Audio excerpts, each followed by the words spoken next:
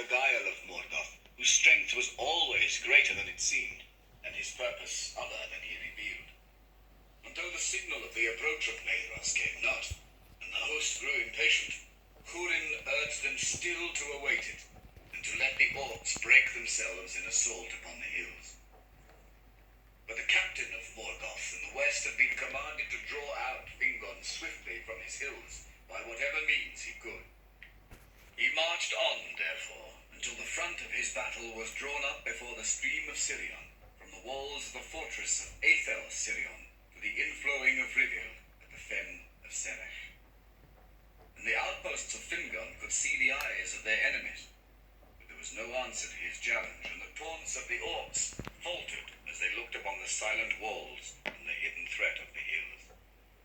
Then the captain of Morgoth sent out riders with tokens of parley, and they rode up before the outworks of the Barad Aethel. With them they brought Gelmir, son of Gwilym, that lord of Nargothrond, whom they had captured in the Bragolach, and they had blinded him.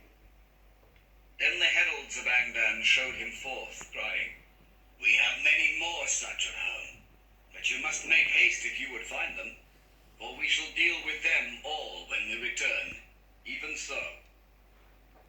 And they hewed off Gelmir's hands and feet, and his head last, within sight of the elves, and left him.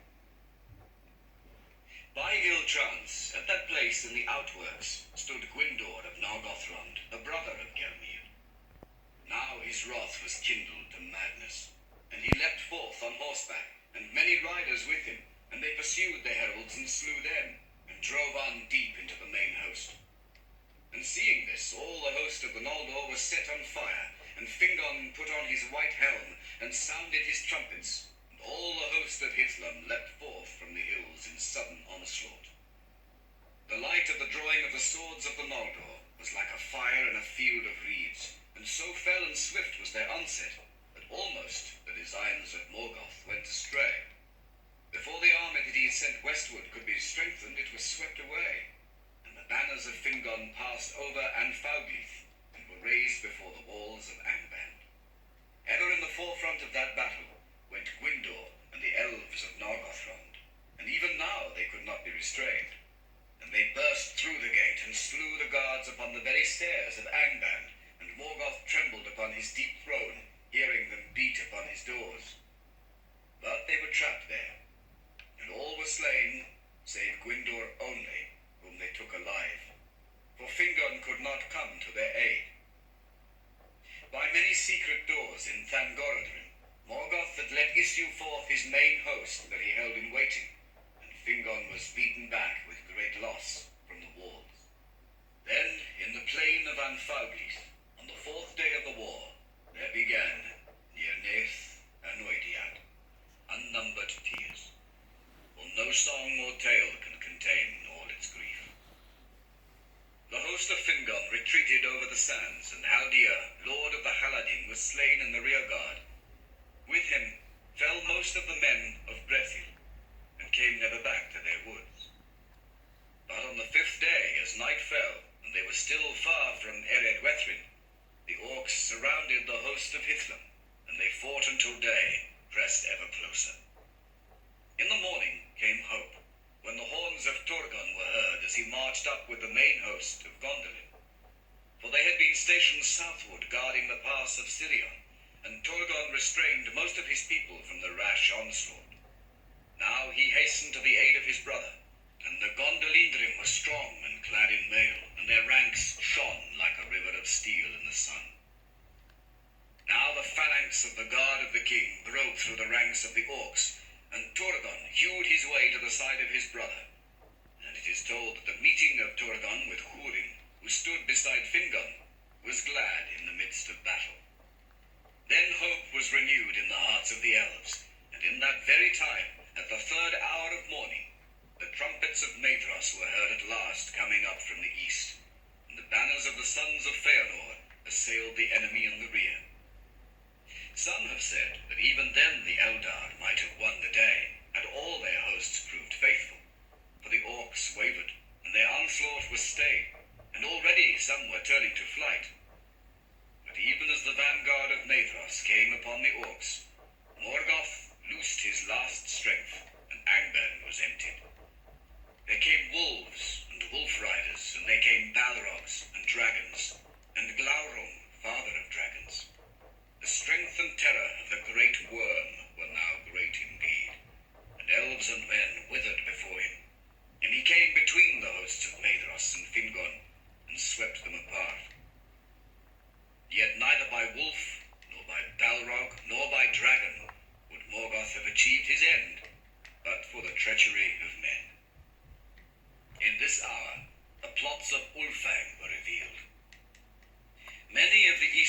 turned and fled, their hearts being filled with lies and fear.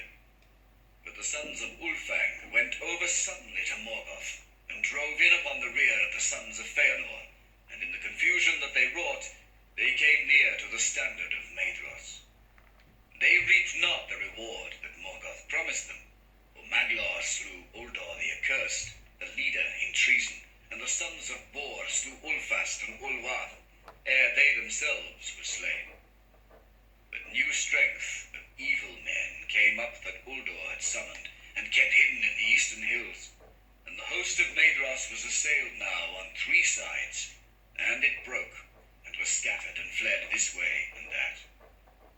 Yet fate saved the sons of Feanor, and though all were wounded, none were slain, for they drew together, and gathering a remnant of the Noldor and the Naugrim about them, they hewed a way out of the battle, and escaped far away towards Mount Dolmed in the east. Last of all the eastern force to stand firm were the dwarves of Belegost, and thus they won renown. For the Naugrim withstood fire more hardily than either elves or men, and it was their custom, moreover, to wear great masks in battle, hideous to look upon, and those stood them in good stead against the dragons. And but for them, Glaurung and his brood would have withered all that was left of the Noldor. But the Naugrim made a circle about him when he assailed them, and even his mighty armor was not full-proof against the blows of their great axes. But when in his rage Glaurung turned and struck down Azaghal, lord of Belegost, and crawled over him, with his last stroke, Azaghal drove a knife into his belly, and so wounded him that he fled the field, and the beasts of Angband in dismay followed after him. Then the dwarves raised up the body of Azaghal, and bore it away, and with slow steps they walked behind, singing a dirge in deep voices, as it were a funeral pomp in their country, and gave no heed more to their foes, and none dared to stay them. But now in the western battle, Fingon and Turgon were assailed by a tide of foes thrice greater than all the force that was left to them. Gothmog, lord of Balrog's, high captain of Angband, was come, and he drove a dark wedge between the elven hosts, surrounding King Fingon, and thrusting Turgon and Hurin aside towards the fen of Serech. Then he turned upon Fingon. That was a grim meeting. At last Fingon stood alone with his guard dead about him, and he fought with Gothmog, until another Balrog came behind, and cast a thong of fire about him. Then Gothmog hewed him with his black axe, and a white flame sprang up from the helm of Fingon as it was cloven. Thus fell the High King of the Noldor, and they beat him into the dust with their maces, and his banner, blue and silver, they trod into the mire of his blood. The field was lost. But still Hurin and Huor and the remnants of the house of Hador stood firm with Durgan of Gondolin, and the hosts of Morgoth could not yet win the pass of Sirion. Then Hurin spoke to Turgon, saying, "Go now, Lord, while time is, for in you lives the last hope of the Eldar, and while Gondolin stands, Morgoth shall still know fear in his heart." But Turgon answered, "Not long now can Gondolin be hidden, and being discovered, it must fall." Then Huor spoke and said, "Yet if it stands but a little while, then out of your house shall come the hope of elves and men. This I say to you, Lord, with the eyes of death, though we part here forever, and I shall not look on your white walls again, from you and from me a new star shall arise. Farewell." And Maeglin, Turgon's sister's son, who stood by, heard these words, and did not forget them, but he said nothing. Then Turgon took the counsel of Hurin and Huor, and summoning all that remained of the host of Gondolin, and such of Fingon's people as could be gathered, he retreated towards the pass of Sirion. And his captains, Ecthelion and Glorfindel, guarded the flanks to right and left, so that none of the enemy should pass them by. But the men of Dor-Lomin held the rear guard as Hurin and Huor desired, for they did not wish in their hearts to leave the Northlands. And if they could not win back to their homes, there they would stand to the end. Thus was the treachery of Uldor redressed, and of all the deeds of war that the fathers of men wrought in behalf of the Eldar, the last stand of the men of Dor-Lomin is most renowned. So it was that Torgon fought his way southward, until, coming behind the guard of Hurin and Huor, he passed down Sirion and escaped. And he vanished into the mountains, and was hidden from the eyes of Morgoth. But the brothers drew the remnants of the men of the house of Hador about them, and foot by foot they withdrew, until they came behind the fen of Serech, and had the stream of Rivil before them. There they stood, and gave way no more. Then all the hosts of Angband swarmed against them, and they bridged the stream with their dead, and encircled the remnant of Hithlum as a gathering tide about a rock. There as the sun westered on the 6th day, and the shadow of Ered Wethrin grew dark, Huor fell, pierced with a venomed arrow in his eye, and all the valiant men of Hador were slain about him in a heap. And the orcs hewed their heads, and piled them as a mound of gold in the sunset. Last of all, Hurin stood alone. Then he cast aside his shield, and wielded an axe two-handed, and it is sung that the axe smoked in the black blood of the troll god of Gothmog, until it withered. And each time that he slew, Hurin cried, Aure and Tulava! Day shall come again! 70 times he uttered that cry, but they took him at last alive by the command of Morgoth. For the orcs grappled him with their hands, which clung to him still, though he hewed off their arms. And ever their numbers were renewed, until at last he fell buried beneath them. Then Gothmog bound him, and dragged him to Angband with mockery. Thus ended Nirneath Arnoediad, as the sun went down beyond the sea. Night fell in Hithlum, and there came a great storm of wind out of the west.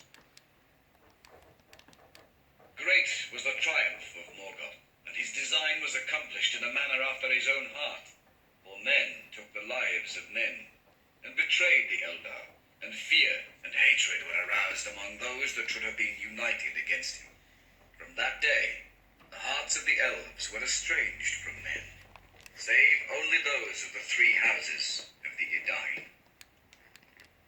The realm of Fingon was no more, and the sons of Feanor wandered as leaves before the wind. Their arms were scattered and their league broken, and they took to a wild and woodland life beneath the feet of Ered Lindon, mingling with the green elves of Ossirian, bereft of their power and glory of old. In Brethil, some few of the Haladin yet dwelt in the protection of their woods, and Handir, son of Haldir, was their lord. But to Hithlum came back never one of Fingon's host, nor any of the men of Hador's house, nor any tidings of the battle and the fate of their lords. But Morgoth sent thither the Easterlings that had served him, denying them the rich lands of Beleriand which they coveted, and he shut them in Hithlum, and forbade them to leave it. Such was the reward he gave them for their treachery to Maethros, to plunder and harass the old and the women and the children of Hador's people. The remnant of the Eldar of Hithlum were taken to the mines of the north and laboured there as thralls, save some that eluded him and escaped into the wilds and the mountains. The orcs and the wolves went free through all the north, and came ever further southward into Beleriand, even as far as Nan Pathrin, the land of the willows, and the borders of Ossirian, that none was safe in field or wild. The Doriath indeed remained, and the halls of Nargothrond were hidden. But Morgoth gave small heed to them, either because he knew little of them, or because their hour was not yet come in the deep purpose of his malice. Many now fled to the havens, and took refuge behind Círdan's walls, and the mariners passed up and down the coast and harried the enemy with swift landings. But in the next year, ere the winter was come, Morgoth sent great strength over Hithlum and Nevrast, and they came down the rivers Brithon and Nenni, and ravaged all the Falas, and besieged the walls of Brithombar and Eglarest. Smiths and miners and makers of fire they brought with them, and they set up great engines, and valiantly though they were resisted, they broke the walls at last. Then the havens were laid in ruin, and the tower of Barad Nimras cast down, and the most part of Círdan's people were slain or enslaved. But some went aboard ship and escaped by sea, and among them was Iranian Gilgalad, the son of Fingal, whom his father had sent to the havens after the Dagor Bragolach. This remnant sailed with Círdan south to the Isle of Balar, and they made a refuge for all that could come thither, for they kept a foothold also at the mouths of Sirion. And there many light and swift ships lay hid in the creeks and waters, where the reeds were dense as a forest. And when Torgon heard of this, he sent again his messengers to Sirion's mouths, and besought the aid of Círdan the shipwright. At the bidding of Torgon, Círdan built 7 swift ships, and they sailed out into the west. But no tidings of them came ever back to Badar, save of one, and the last. The mariners of that ship toiled long in the sea, and returning at last in despair, they foundered in a great storm within sight of the coasts of Middle-earth. But one of them was saved by Ulmo from the wrath of Ossen, and the waves bore him up and cast him ashore in Nevrast. His name was Varonwe, and he was one of those that Torgon sent forth as messengers from Gondolin. Now the thought of Morgoth dwelt ever upon Torgon, for Torgon had escaped him.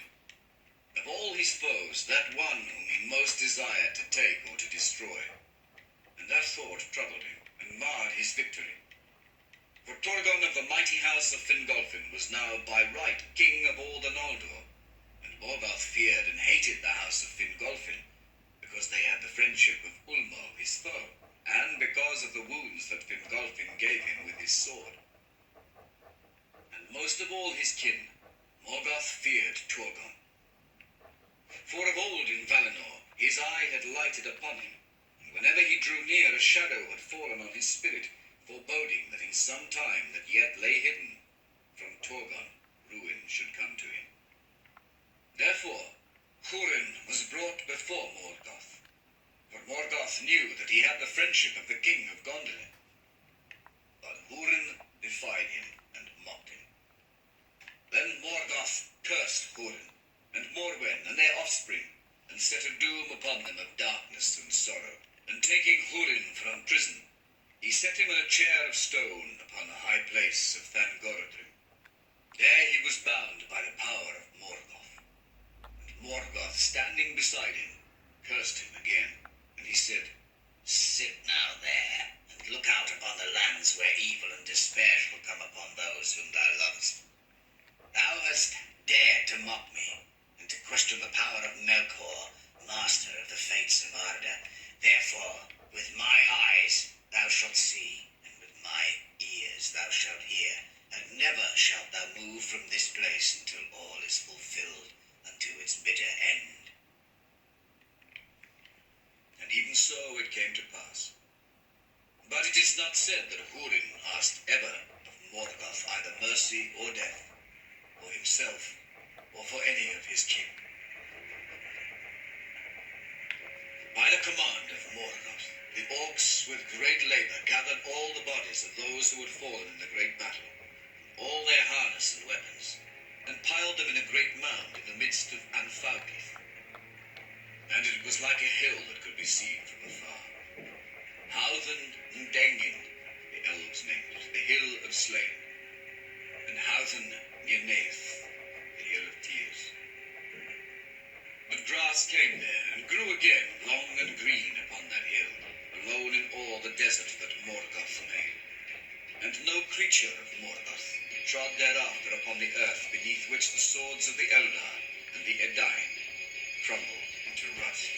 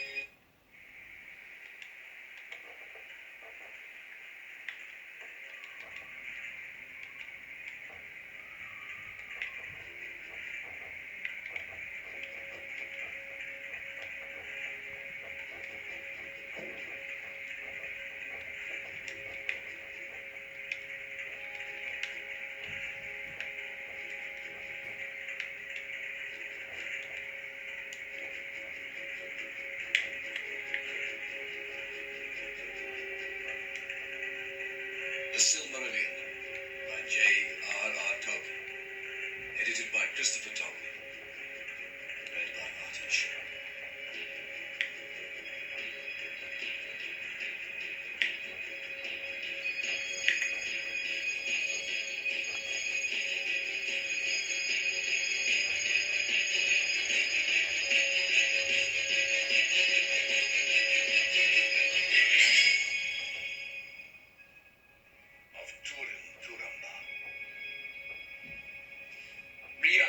Daughter of Belagund, was the wife of Hurin, son of Galdor, and she was wedded to him 2 months before he went with Hurin his brother to the Nirnaeth Arnoidia.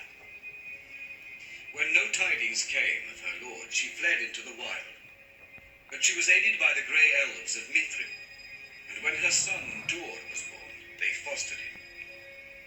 Then Rian departed from Hithlam, and going to the Howthan and Dengen, she laid herself down upon it and died. Morwen, daughter of Baragund, was the wife of Hurin, lord of Dor-Lomin, and their son was Turin, who was born in the year that Beren Echanian came upon Luthien in the forest of Neldoreth.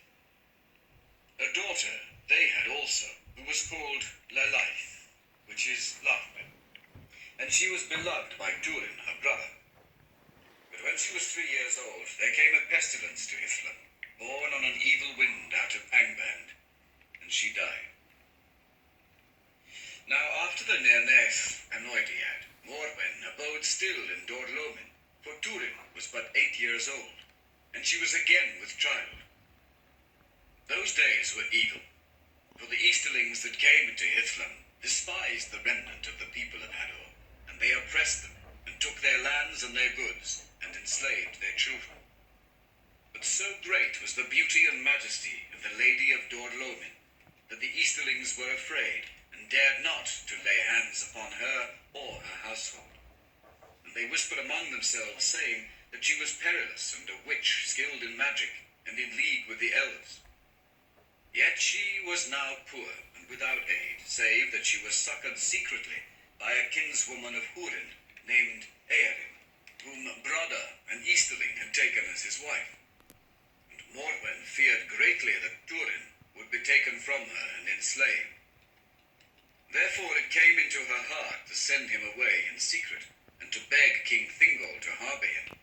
For Beren, son of Barahir, was her father's kinsman, and he had been, moreover, a friend of Hurin ere evil befell. Therefore, in the autumn of the year of lamentation, Morwen sent Turin forth over the mountains, with 2 aged servants, bidding them find entry, if they could, into the kingdom of Doria. Thus was the fate of Turin woven, which is full told in that lay that is called Narn Hin Hurin, the tale of the children of Hurin, and is the longest of all the lays that speak of those days. Here that tale is told in brief, for it is woven with the fate of the Silmarils and of the elves, and it is called the Tale of Grief, for it is sorrowful, and in it are revealed most evil works of Morgoth Auglir. In the first beginning of the year, Morwen gave birth to her child, a daughter of Hurin, and she named her Nianor, which is mourning. But Turin and his companions, passing through great perils, came at last to the borders of Doria, and there they were found by Beleg Strongbow, chief of the march wardens of King Thingol, who led them to Menegroth. Then Thingol received Turin, and took him even to his own fostering, in honour of Hurin the Steadfast. For Thingol's mood was changed towards the houses of the elf friends. Thereafter messengers went north to Hithlam, bidding Morwen leave Dor-Lomin, and return with them to Doriath. But still she would not leave the house in which she had dwelt with Hurin. And when the elves departed, she sent with them the dragon helm of Dor-Lomin, greatest of the heirlooms of the house of Hador. Turin grew fair and strong in Doriath, but he was marked with sorrow. For 9 years he dwelt in Thingol's halls, and during that time his grief grew less, for messengers went at times to Hithlam, and returning they brought better tidings of Morwen and Nianor. But there came a day when the messengers did not return out of the north, and Thingol would send no more. Then Turin was filled with fear for his mother and his sister, and in grimness of heart he went before the king and asked for mail and sword. And he put on the dragon helm of Dor-Lomin, and went out to battle on the marches of Doriath, and became the companion in arms of Beleg Cuthalion. And when 3 years had passed, Turin returned again to Menegroth. But he came from the wild and was unkempt, and his gear and garments were way-worn. Now, one there was in Doriath, of the people of the Nandor, high in the councils of the king. Searos was his name. He had long begrudged to Turin the honour he received as Thingol's foster son, and seated opposite to him at the board, he taunted him, saying, "If the men of Hithlum are so wild and fell, of what sort are the women of that land? Do they run like deer, clad only in their hair?" Then Turin, in great anger, took up a drinking vessel and cast it at Searos, and he was grievously hurt. On the next day, Searos waylaid Turin as he set out from Menegroth to return to the marches. But Turin overcame him and set him to run naked as a hunted beast through the woods. Then Searos, fleeing in terror before him, fell into the chasm of a stream, and his body was broken on a great rock in the water. But others coming saw what was done, and Mablung was among them. And he bade Turin return with him to Menegroth, and abide the judgment of the king, seeking his pardon. But Turin, deeming himself now an outlaw and fearing to be held captive, refused Mablung's bidding, and turned swiftly away. And passing through the girdle of Melian, he came into the woods west of Sirion. There he joined himself to a band of such houseless and desperate men as could be found in those evil days lurking in the wild. And their hands were turned against all who came in their path, elves and men and orcs. But when all that had befallen was told and searched out before Thingol, the king pardoned Turin, holding him wronged. In that time, Beleg Strongbow returned from the north marches and came to Menegroth, seeking him. And Thingol spoke to Beleg, saying, "I grieve, Cuthalion, for I took Hurin's son as my son, and so he shall remain, unless Hurin himself should return out of the shadows to claim his own. I would not have any say that Turin was driven forth unjustly into the wild, and gladly would I welcome him back, for I loved him well." And Beleg answered, "I will seek Turin until I find him, and I will bring him back to Menegroth if I can, for I love him also." Then Beleg departed from Menegroth, and far across Beleriand he sought in vain for tidings of Turin through many perils. But Turin abode long among the outlaws, and became their captain, and he named himself Nathan the Wronged. Very rarely they dwelt in the wooded lands south of Tegli. But when a year had passed since Turin fled from Doriath, Beleg came upon their lair by night. It chanced that at that time Turin was gone from the camp, and the outlaws seized Beleg and bound him and treated him cruelly, for they feared him as a spy of the king of Doriath. But Turin returning, and seeing what was done, was stricken with remorse for all their evil and lawless deeds, and he released Beleg, and they renewed their friendship, and Turin forswore thenceforward war or plunder against all save the servants of Angband. Then Beleg told Turin of King Thingol's pardon, and he sought to persuade him by all means that he might to return with him to Doriath, saying that there was great need of his strength and valor on the north marches of the realm. Of late the orcs have found a way down out of Tower Nufuin, he said, and they have made a road through the pass of Anach. I do not remember it, said Turin. Never did we go so far from the borders, said Beleg, but you have seen the peaks of the Crissaegrim far off, and to the east the dark walls of the Gorgoroth. Anach lies between, above the high springs of Minden, a hard and dangerous road. Yet many come by it now, and Dimbar, which used to be in peace, is falling under the Black Hand, and the men of Brethil are troubled. We are needed there. But in the pride of his heart, Turin refused the pardon of the king, and the word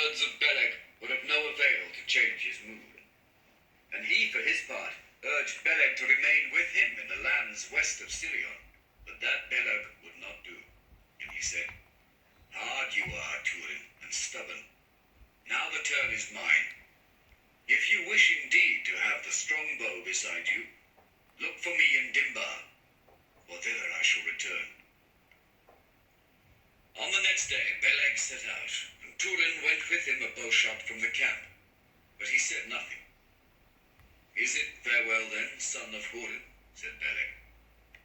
Then Turin looked out westward, and he saw far off the great height of Amon-Rûd. And unwitting of what lay before him, he answered, You have said, seek me in Dimbar, but I say, seek for me on Amon-Rûd, else this is our last farewell. Then they parted in friendship, yet in sadness.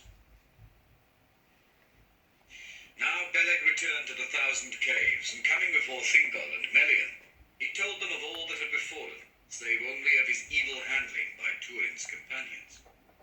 Then Thingol sighed, and he said,